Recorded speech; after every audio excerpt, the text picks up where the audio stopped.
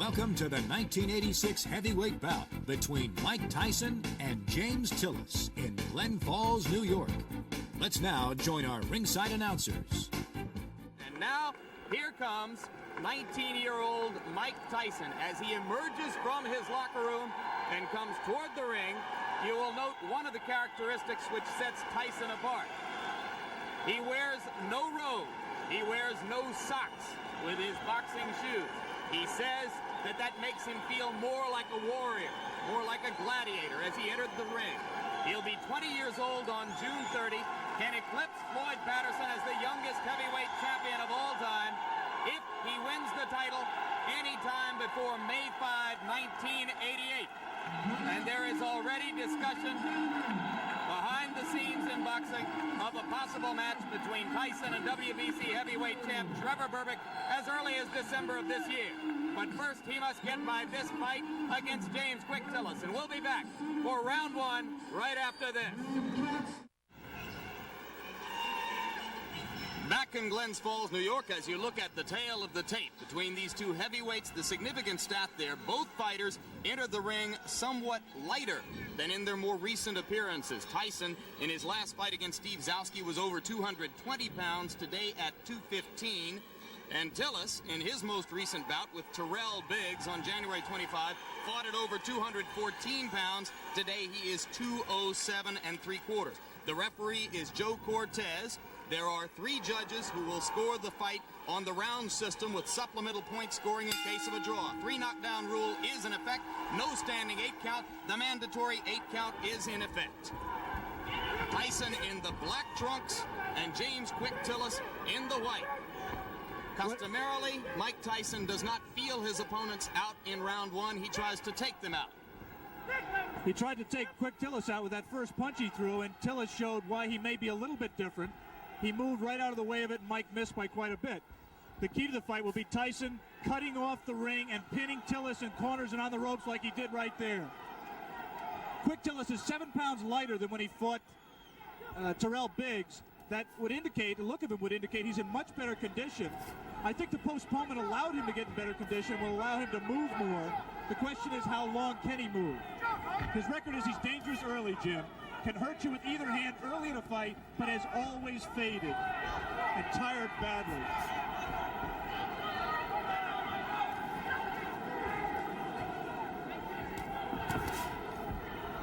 See Tillis delivering the left jab and following with the right. He is not running away from Tyson, and Tyson goes to work on the body. Some say that what sets Tyson apart is the intensity and the effect of his attack to the body.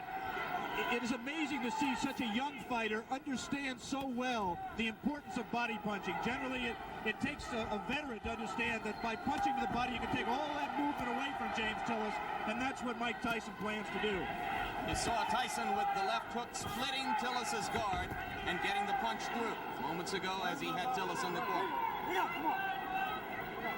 Joe Cortez, the referee, the only one of the 3 judges in Las Vegas a few weeks ago who scored the Larry Holmes-Michael Spinks fight in favor of Holmes. That was an excellent right uppercut by "Quick" Tillis, which is a punch that should be effective against someone who comes in burrowing in like Tyson does. For some reason, Tillis landed. He was so shocked he grabbed.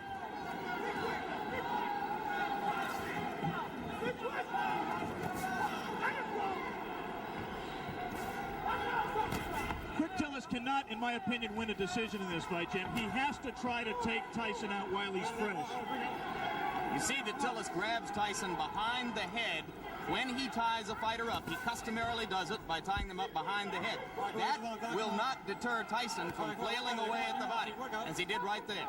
And Joe Cortez, the referee, quite properly did not break the fighters because Tyson's hands were not tied up.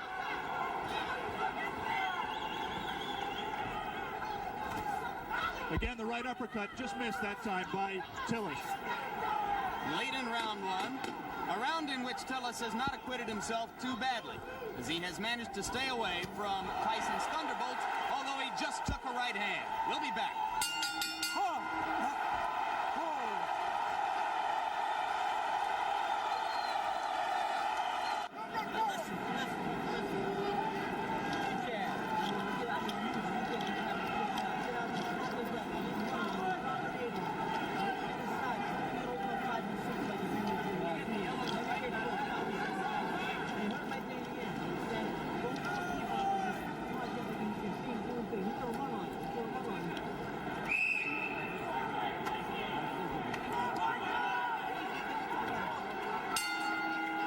you back for round two, and you hear the bell. As you saw before we went away, Tyson did land one punch after the bell had sounded to end round one.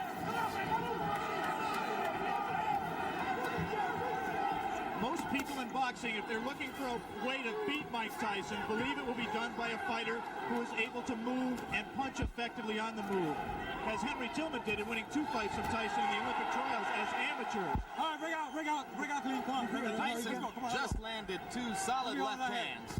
The difference, obviously, is here Mike Tyson has 10 rounds to wear down his opponent. He had to go all out in the 3 rounds amateur limit.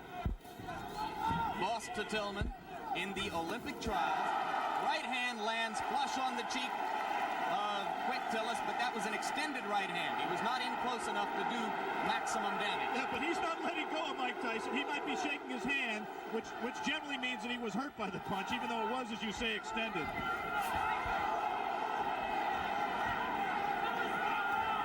Simply a matter here of Tyson finding the range. He can't be too far outside, but he can't cut so close that he allows Tillis to grab him, as Tillis will always do when Mike lets him.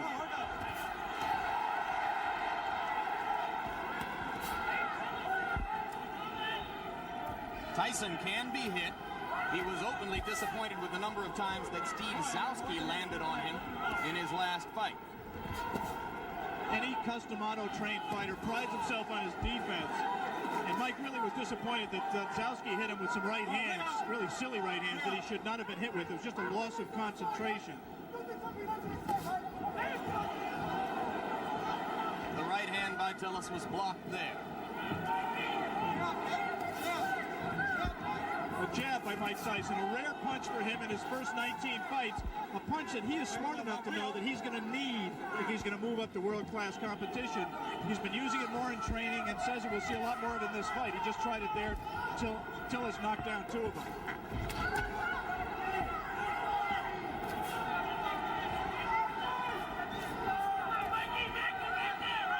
Good head movement by Tyson coming in. For the moment, Tyson is not nearly as busy as he has been in some of his previous fights against much lesser opponents. No doubt a sign of the respect that he must have for a fighter of Tillis' experience. There's the punch that, in my opinion, is going to win the fight for Tyson. It's that right hand to the body. He won't knock Tillis out with it, but he will wear him down and bring his hands down so he can land punches to the head. He got him with the left. And you saw Tillis staggering backward momentarily. Not seriously hurt, but Tyson has begun to break through the guard around the face. And there's a right hand as Tyson continues to land and round 2 ends. Okay.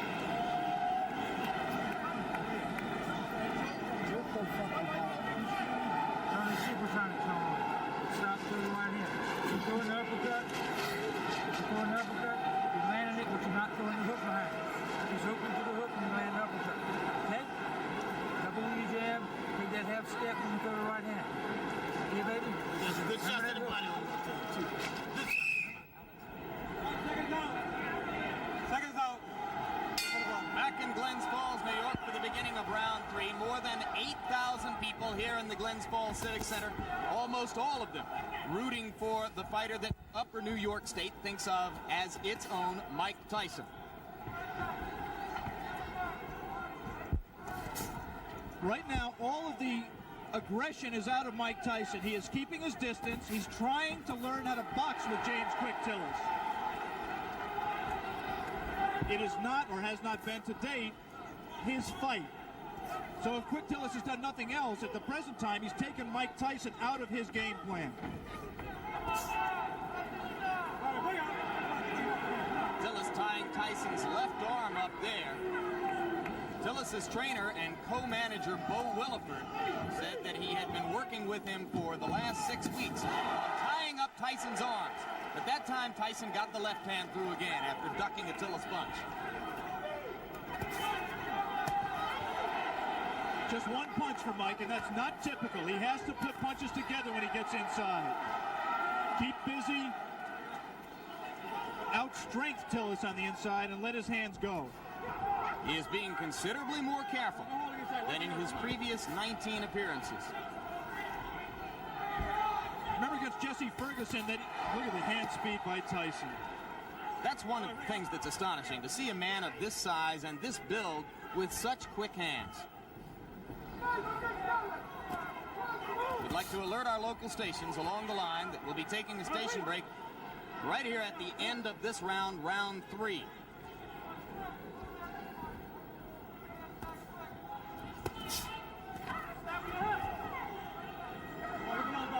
We were saying in the fight against Jesse Ferguson, Ferguson fought a negative fight, fought to survive for the most part. The punch that turned the fight around was a combination, actually, a right to the body and then doubling with it, coming right up the middle. Let him go. Looks to me like Tillis is open for an uppercut up the middle the same way. Come on, get those arms out. Come on, work out of there. This is an important learning experience for Mike Tyson. He's going to have to be able to handle a quick Tillis to get to the top of the heap, and he is right now. And Tillis is making a mistake of trying to trade with Mike Tyson. He should be moving off the ropes. Instead, he got into a little bit of macho there, and Quick Tillis is not going to be around long fighting that way. Again, he scores with the right uppercut. Does Quick Tillis. Repeatedly, Tillis has scored with the right uppercut. But Tyson is beginning to wear down Tillis' defenses, particularly when he catches him against the ropes and then releases the hands. Round 3 coming to a close, and Mike Tyson warms to the task once again as the round comes to a close. Back with more after this word from our local station.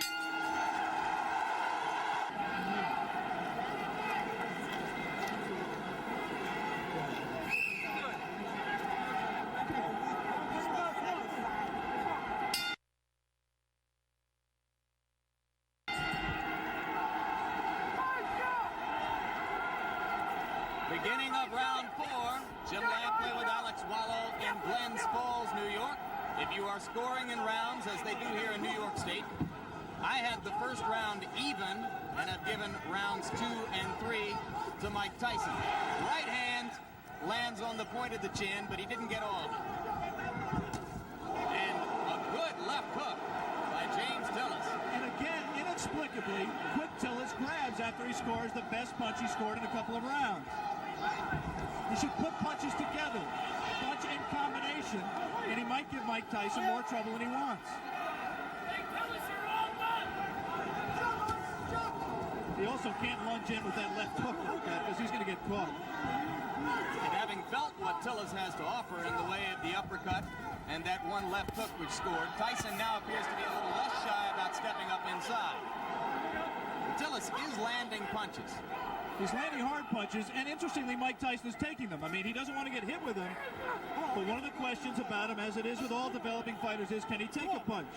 Quick Tillis has had people like Carl Williams on the deck twice, Greg Page on the deck, Marvis Fraser hurt. He can punch when he's fresh like this. Switches left-handed. Tillis is a converted southpaw. Punches hardest with his left hook. Fought as an amateur. Fought as a southpaw as an amateur. Turned around in the middle of his amateur career.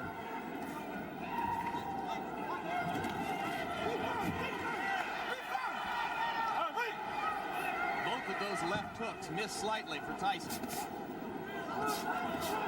Look how low he gets to duck under those punches. Extraordinary. Tillis could have butted him with his knee there.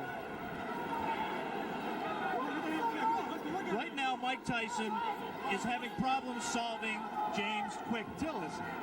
He doesn't really know the things that work for him normally are not working for him, and he's going to have to go to things that are a little bit more sophisticated. He's going to have to cut the ring off better, and he's going to have to find the range better. He just can't walk inside and let Tillis tie him up like that.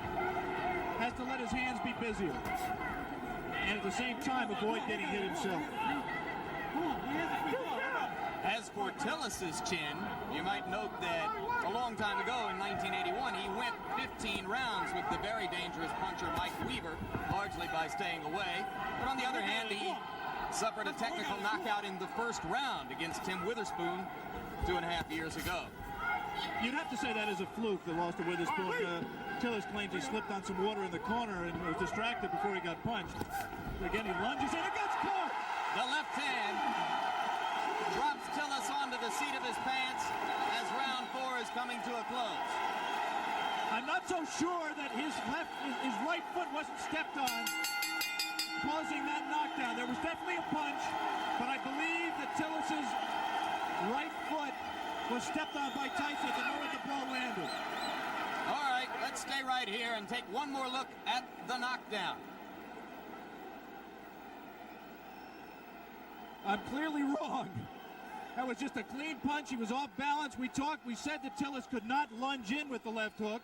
He lunges in with the left hook. Tyson very cleverly slips it, comes back in a punching position and lands a left hook. That was not the full power of Mike Tyson, but Tillis had lunged, was off balance, and he was able to drop it. Let me repeat that there was no tripping involved. There was a clean punch. There is the Tyson corner. You see Kevin Rooney in the year of Tyson, another custom auto-trained fighter.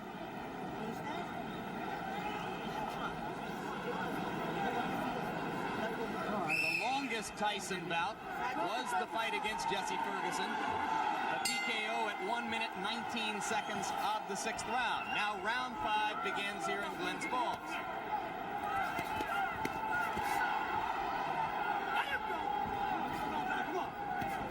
Tillis still willing to trade leather with Tyson.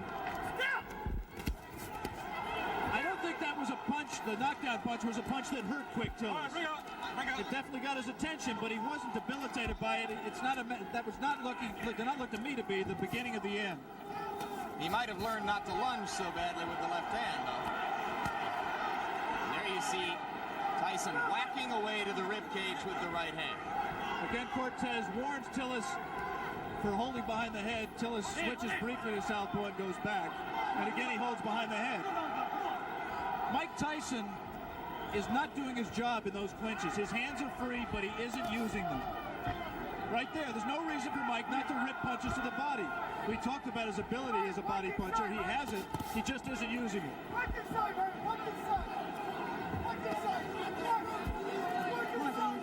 All right, bring her up. Let's go, step back. Tillis turns away for a moment to spit, but so far he does not look hurt, as Alex pointed out. Looks rather fresh. Has had a tendency in the past to tire.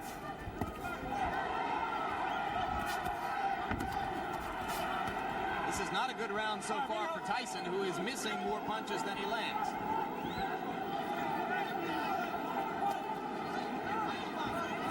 And again, not busy in the clinch. That's frankly astonishing because the opportunity is there for him to do a lot of damage. There, he gave a half-hearted effort at that combination we talked about, the right to the body and the right uppercut, but he didn't land it. Did land punches at the end of the flurry. And that's what he has to do with Tillis. He has to keep punching. He's just letting isolated punches go. A single left hook, nothing behind it. He has to punch in combination to be effective. There's a great tendency here to compare Tyson to another young heavyweight, Olympic super heavyweight gold medalist Terrell Biggs. Tillis extended Biggs to the full 8 rounds where Biggs got the decision, and that was on January 25. Two good short chopping right hands by Tillis. Tyson waiting for Tillis to open up, and those two body punches did get Tillis' attention, and he grabs. Just the grimace on his face alone, I think, indicates that Quick Tillis was hurt by those two body punches. And the right hand got through the guard onto the cheek of Tillis, who looks a little the worse for wear now in the last minute of round 5. So after a slow first minute and a half in this round, Mike Tyson has reapplied the pressure. And if he's shown you one thing today, it is that he knows how to close out a round and leave an impression in the minds of the judges. We'll be back right after this.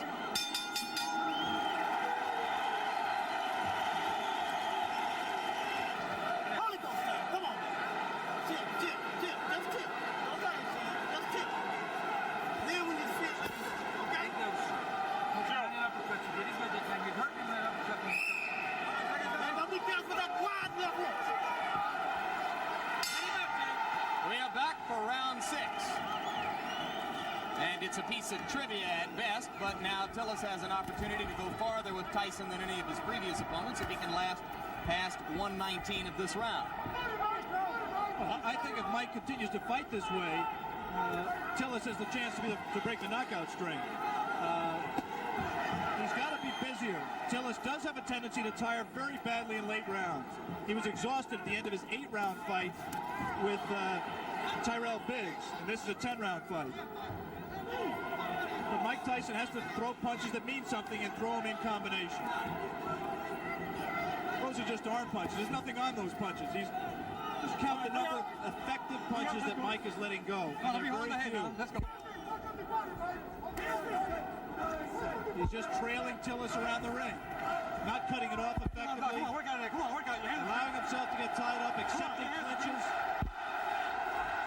Now the crowd begins to implore Tyson to give them something a little bit more exciting than what he has demonstrated here. And now it becomes clear that Tillis will last longer than anyone else has, as we have just passed the point at which Jesse Ferguson was bid to stop by Luis Rivera in Troy, New York, a couple of months ago. That punch missed, despite the crowd reaction.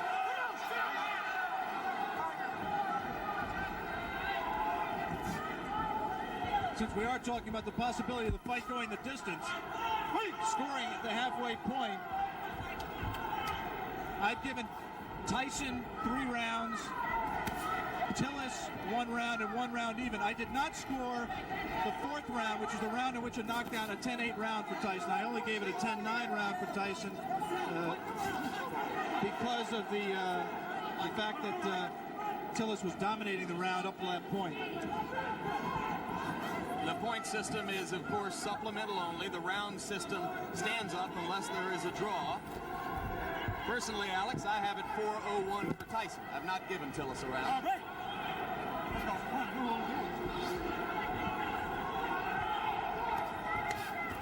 There are 2 ways of looking at what Mike is doing. One way is to say that he's pacing himself, he's waiting for the opening. The other way is to say that he's getting frustrated and getting taken out of his fight. There was moments ago a brief combination to the body of the kind of rapid-fire punching that you expect from Tyson, but that was one of a very few times, perhaps the only time in the bout when we've seen it. But again, he comes on at the end of the round. We are all the way through round 6. Mike Tyson and James Tillis will be back. We are back, and for the first time in a professional career which began 13 months ago, Mike Tyson enters round 7. Another heavyweight. Tyson with the lead in the fight to this point over James Quick Tillis, but fighting a curiously docile fight so far. Not nearly as busy or as aggressive as we've seen him in his 19 previous outings, which resulted in 19 knockouts. He almost looks right here like he's waiting for Tillis to make the fight, to come to him. In case you've just joined us, it is Tillis, the fighting cowboy from Tulsa, Oklahoma, in the white trunks, Tyson in the black. Tyson co-managed by Jim Jacobs and Bill Caton. Tillis co-managed by Bo Williford and Gary Bentley. One curious thing that we learned before the fight about Tillis' condition, we said he's always tired late.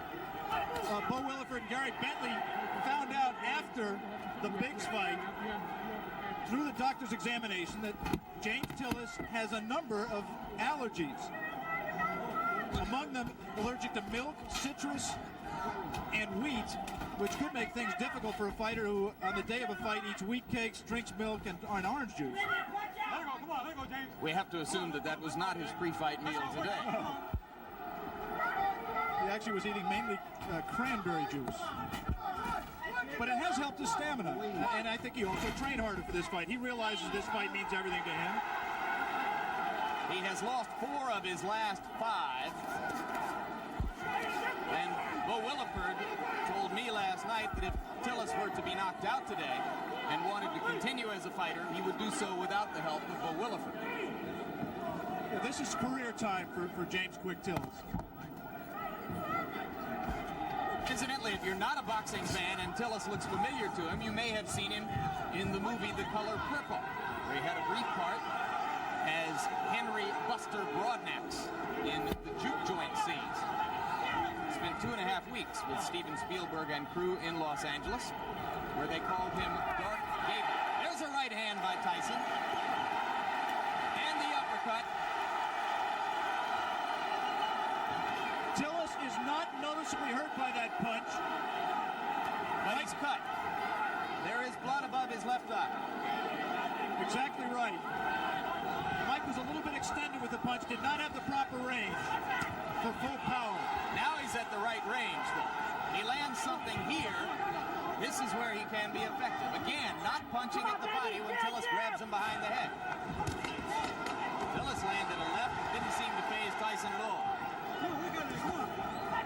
We will stay here between rounds, as it is Tillis who tries to flurry at the end of round 7, with the blood now seeping out from an apparent cut above the left eye.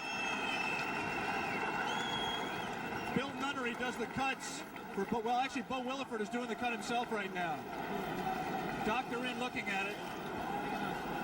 As we look at Tyson's corner, the action is in the opposite corner, right there where they are working on James Quick Tillis' left eye. Let's take a look back at the action from round number 7.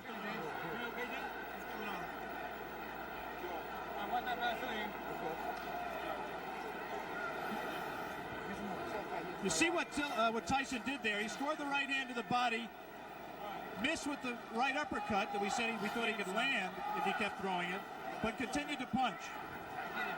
And eventually that will pay dividends. He has to continue to back up Tillis and continue to cut the ring off on him to be able to score effectively. I want to give James Quick Tillis credit. He's been in with a tough young bull, and he's fought harder and stronger really than I've ever seen him fight in his career, including the time he fought for the title. He is showing something that a lot of people have questioned over his career, and that is his heart. He's cut, he's taken some brutal punches, and he is fighting back, moving and still trying to win this fight. One of the greatest trainers in the history of the sport openly questioned Tillis' heart while he was working with him. Angelo Dundee worked with Quick Tillis for the Weaver fight and some subsequent fights. He finally just gave up. He said James had no spirit to fight. Tillis told us in the pre-fight interview that he found that spirit. Didn't know why he'd never had it, but said he found it for this fight. He was going to be a different fighter, and he has been. You cannot question his courage or his commitment today. He has been there from the opening bell. He has not run away as he did 15 rounds against Weaver in 1981.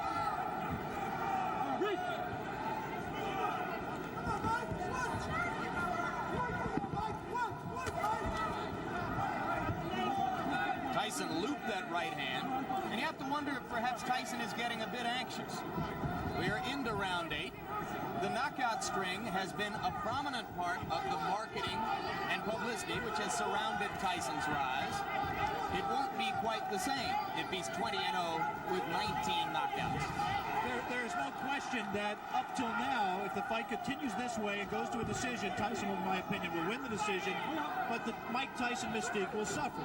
He has not scored a knockout. He has not really hurt Quick Tillis, even though he has knocked him down and cut him. And he's let Tillis stay in the fight when other fighters, such as a Tyrell Biggs, really had Tillis out of the fight and in more trouble. In fairness to Tyson, we should repeat, Tillis appears to be in much better condition for this fight. Could that, in fact, Alex, be good for Mike Tyson? Yeah, I think ultimately you're exactly right, Jay. This kind of a fight is absolutely essential to his learning experience. It's obvious for a fighter who punches with as much power and who places as much of his fight plan on power as Tyson does, that any kind of movement cuts down on his power because it doesn't let him set himself as well. It was inevitable that he was going to have to learn how to fight a guy who could move and box. It's good that he's fighting one like Quick Tillis to get that learning experience. And maybe if he has to go to decision to win the fight, then there won't be as many people asking every day, when are you going to fight for the championship of the world? Those same people who are questioning his chin and his ability to go rounds will turn around now, since he's demonstrated that he has not gotten exhausted and he's taken good punches, will now turn around and say, well, he can't punch. Mike Tyson just went left-handed, and that was decidedly left-handed. It's the first time he's been that committed to a left-hand stance since his 4th professional fight. to try anything new right now.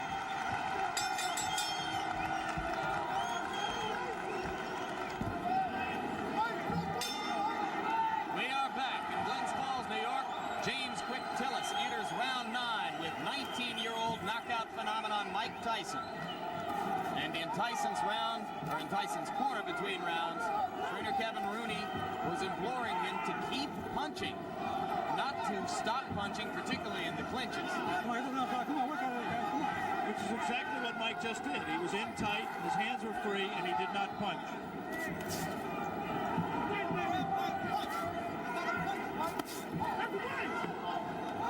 This Mike Tyson looks very much like the Mike Tyson who lost 2 close decisions to Henry Tillman in the heavyweight trials for the Olympic Games in 1984. He is confused by the movement. The movement does not allow him to hit a stationary target, and therefore he can't set himself as well. We have not seen the evidence of the jab that Mike Tyson said we would see. And Henry Tillman recently scored a first-round knockout over Bash Ali in a cruiserweight fight. Could he be, in his own way, Alex Wallow, progressing at just as impressive a rate as Tyson? Well, Henry Tillman was very impressive winning the North American Boxing Federation cruiserweight title by scoring a sensational first-round knockout over Bash Ali, as you pointed out.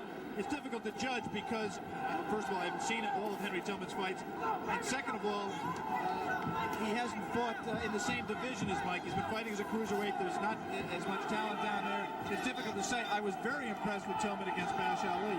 He will be inevitably a future opponent of Mike Tyson, as will Terrell Biggs and a number of other these young heavyweight prospects. Coming up immediately after this fight, our coverage of the Kentucky Derby, beginning of ABC Sports' run through the Triple Crown this spring.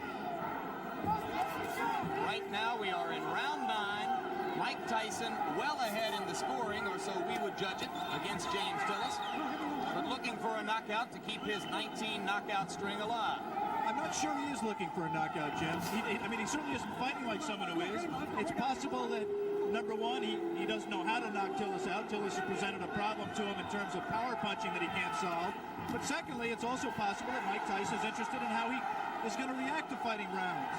He's heard all the doubters say he can't go 10 rounds or 15 rounds, and maybe he's in the back of his mind trying to find out exactly how he is going to respond in that kind of a fight that he is in no danger, in my opinion, of losing. Maybe in the front of his mind. 22 seconds remaining in round 9. More and more it looks as though Tillis is going to be able to go the distance.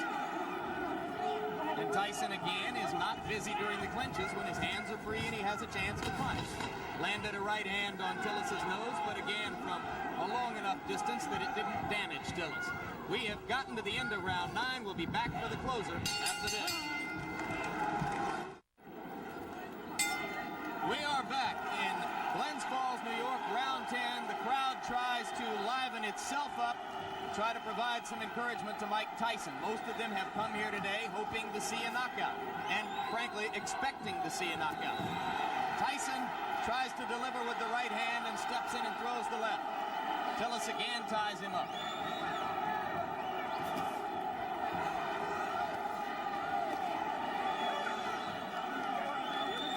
James Tillis is still a dangerous fighter. This is the most power and zip he's had in his punches at this late stage in a fight that I can ever remember.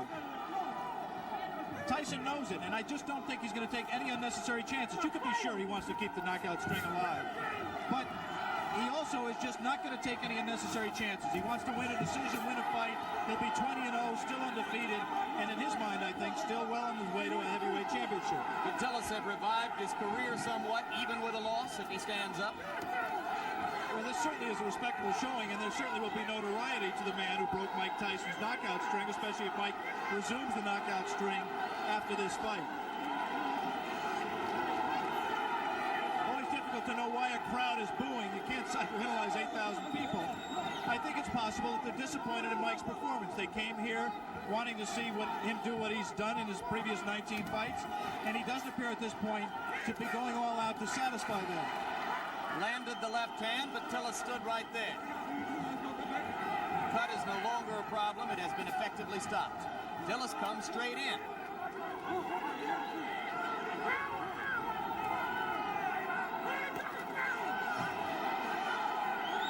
Tyson, one of the few times we've ever seen him swinging wildly. Good left hand. Tillis is still there. Come on.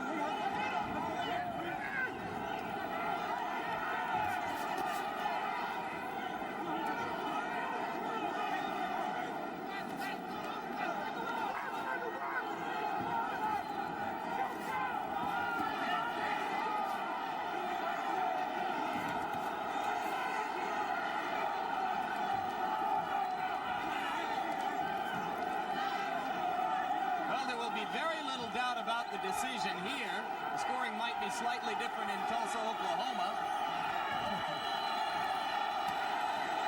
Tillis continues to give a good account of himself. And backs Mike Tyson up onto the ropes, which is a first. A little of Tyson's own medicine. It will be interesting to see how Mike reacts to this. Closing with a flurry.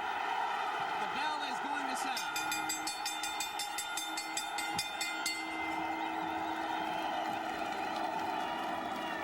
Big smile on the face of Bo Williford as he steps into the ring. I think he's quite proud, win or lose, of James Tillis. All right, now we are back live in Glens Falls, New York, and in the middle of the ring announcer Paul LaFleur with the decision Ladies and in this gentlemen, here is the official scoring. Judge Bernie Friedkin scores it 6 rounds to 4. Judge Allen scores it 6 rounds to 4. Judge Tony Wright scores it 8 rounds to 2. For the winner by unanimous decision and still undefeated, Mike Tyson. So for 19-year-old Mike Tyson, moved the record now to 19, or make it 20 wins, no losses, 19 of them by knockout. I'm Jim Lampley along with Alex Wallow, saying so long for now from Glens Falls, New York.